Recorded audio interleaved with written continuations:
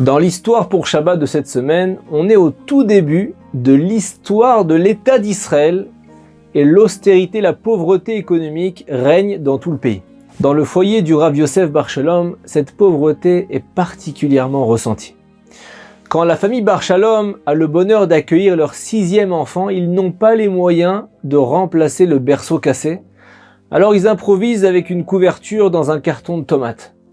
Le jour précédant la circoncision, la rabbinite Margalit Yosef, une proche amie et voisine de la famille Bar Shalom, va chez la nouvelle maman pour lui souhaiter Mazal Tov et elle lui propose son aide pour organiser la Seudat Brit Yitzhak, le repas qu'on prend la veille de la circoncision et pendant lequel on lit des passages du Zohar, de la Kabbale, et on se réjouit par des chants.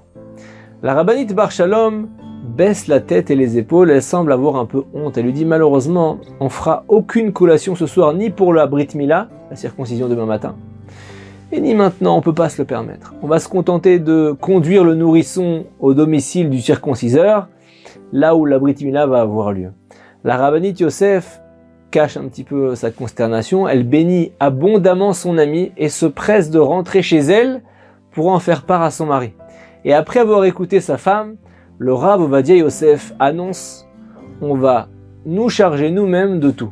Le Rav Bar Shalom, c'est un érudit en Torah, il est très estimé et il mérite notre aide. Je voudrais que tu organises une jolie fête. Et là, il demande de se rendre immédiatement à l'épicerie pour acheter un généreux assortiment de rafraîchissement pour la soirée de Brit Yitzhak, la veille de la circoncision. Et quand le propriétaire de l'épicerie apprend que la rabbinite achète des aliments pour les Bar Shalom, il refuse de lui permettre de faire ses achats. Il dit « Les Bar Shalom me doivent déjà bien plus que 3000 livres. Ça me brise le cœur, mais je ne peux pas les entretenir tout seul. Si vous avez de l'argent, remboursez d'abord leurs dettes. » La rabbinite rapporte les paroles au Rav qui demande à les rencontrer après la fermeture de l'épicerie. Mais l'épicier n'attend pas et se rend immédiatement chez le Rav. Le Rav Ovadia prend la main de l'homme avec une profonde compassion et il lui dit « Dis-moi, quelle acquisition était la plus importante au monde ?» L'épicier dit « La Torah, bien entendu. Rien n'est plus précieux que notre sainte Torah. » Et là, le regard du Rav s'illumine. Et il lui dit « Mon ami, je voudrais que tu saches que le Rav Bar Shalom est un énorme érudit en Torah, qui est plongé dans l'étude de la Torah jour et nuit. Tu vois toi-même que la famille vit dans la plus grande simplicité. Ils sont totalement pauvres. C'est pourquoi j'aimerais conclure un pacte avec toi. Et ce pacte, c'est celui-là. Si tu es prêt à renoncer à cette dette, je te promets que ton acte de renoncement de vitour en faveur de notre Torah va te protéger. Hachem t'accordera un fils qui deviendra un vrai érudit, qui va illuminer le monde par sa Torah. L'épicier, un juif honnête, a un profond amour pour la Torah, une émounat rachamim, il a foi en les sages d'Israël, il accepte tout de suite. Il fait donc un vrai acte de charité. Une vraie messirut nefesh, un vrai renoncement, et il efface la dette et il va même plus loin. Il offre personnellement la collation pour la soirée de ce soir. Le Rav Ovadia le bénit afin qu'il mérite d'avoir un fils qui deviendra un grand en Torah. Quelques mois plus tard, le Rav Bar Shalom, donc le père du nouveau-né, aborde un peu gêné le propriétaire de l'épicerie pour payer sa dette, et ce dernier lui dit « Tout est payé » et il ne donne pas d'informations supplémentaires. Le Rav Bar Shalom est un peu abasourdi, il dit qu'il y a sûrement une erreur, mais l'épicier dit « Il n'y a pas d'erreur, tout est réglé ». Top, le Rav Bar Shalom ne poursuit pas la conversation, il a bien remarqué que l'épicier est un peu loquace, et 3 ans plus tard, le Rav Yosef Bar Shalom est nommé rabbin officiel de la ville de Bat Yam en Israël. 47 ans passent, et une nuit, l'épicier apparaît en rêve à la rabbinite Bar Shalom. Elle se réveille complètement paniquée, elle se remémore l'immense dette qui à sa connaissance n'a jamais été payée. Elle appelle son fils, Rav Eliyahu Bar Shalom à Jérusalem, à qui elle raconte son rêve troublant. Elle lui dit « S'il te plaît, renseigne-toi pour savoir si le propriétaire de l'épicerie est encore vivant. Dis-lui qu'aujourd'hui, grâce à Dieu, on a largement de quoi rembourser cette dette et qu'on lui demande pardon pour avoir tant tardé à payer. » Le Rav Eliyahu Bar Shalom se presse donc de se plier à la demande de sa mère et il trouve facilement le numéro et l'adresse de l'épicier. Il frappe à la porte et il entend une voix lui demandant d'entrer. Rav Eliyahu entre dans le vieil appartement et il trouve l'épicier âgé, faible, fragile, allongé dans son lit. À ses côtés assis un homme plus jeune que le Rav Eliyahu reconnaît immédiatement comme un membre de sa communauté, un érudit aussi. Et quelques années plus tôt, Rav Eliyahu Bar Shalom, qui avait été nommé Rav à Ramat Shlomo, avait remarqué cet étudiant en Torah à plein temps qui se consacrait avec une assiduité assez exceptionnelle, et y passait ses jours et ses nuits à étudier. Il était destiné vraiment à la grandeur. Rav Eliaou a demandé au fond de Tzedaka du quartier de lui procurer un bonus qui lui permette d'étudier sans distraction ou souci d'argent. Sa proposition a été acceptée par le comité et c'est ainsi que l'homme est devenu un énorme érudit en Torah. Et quand le Rav Eliaou lui demande poliment si les deux hommes ont un lien de parenté, il dit bien sûr, c'est mon père.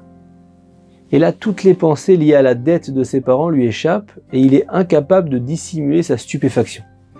Le Rav Eliaou demande à l'épicier, mais par quel mérite vous avez élevé un fils qui est l'un de nos grands maîtres en Torah aujourd'hui? Et le regard de l'épicier s'illumine. Et avec difficulté mais fierté, il se met à relater un récit datant de près d'un demi-siècle.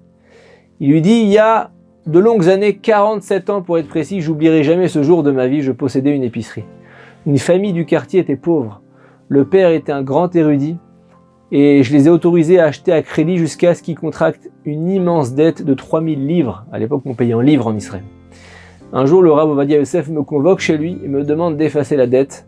Je lui explique que c'est énorme comme dette et il m'assure que ce client qui avait la dette est un grand tzaddik et qu'il me promet en retour que si je renonce au paiement, je serai béni d'avoir un enfant qui va devenir lui-même un grand sage en Torah. Et là, le cœur de Rav Eliaou Bar Shalom bat fort et il lui dit, est-ce que vous vous souvenez du nom de cet érudit? Et l'épicier fait des efforts pour se remémorer le nom du client et lui dit oui, il s'appelait Bar Shalom, Chacham Bar Shalom. Et là, le Rav Eliaou prend la parole, les yeux remplis de larmes. Il lui dit, je suis le fils de Chacham Yosef Bar Shalom dont vous avez renoncé à la dette il y a si longtemps lorsque j'étais moi le nourrisson. Et hier soir, ma mère vous a vu en rêve et elle a été saisie d'effroi en se remémorant qu'il n'avait jamais remboursé la dette.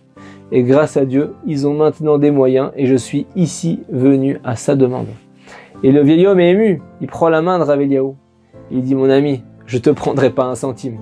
J'ai depuis longtemps obtenu ma récompense. J'ai absorbé une perte financière, mais en échange, j'ai obtenu le plus beau trésor dans ce monde-ci. Et le voilà. Et 2 jours plus tard, Rav Eliaou Bar Shalom marche dans les rues bondées du centre de Jérusalem quand il se fige.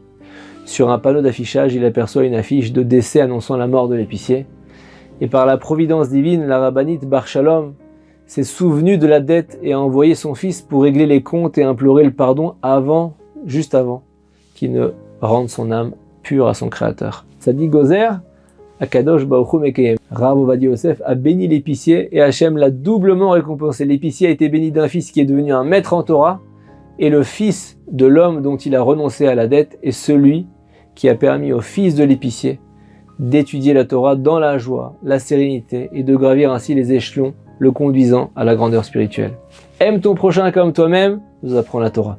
C'est un principe fondamental de la Torah, ajoute Rabbi Akiva, quand ce principe est appliqué réellement et du fond du cœur, ses conséquences positives sont illimitées dans ce monde-ci comme dans le monde à venir. Shabbat Shalom.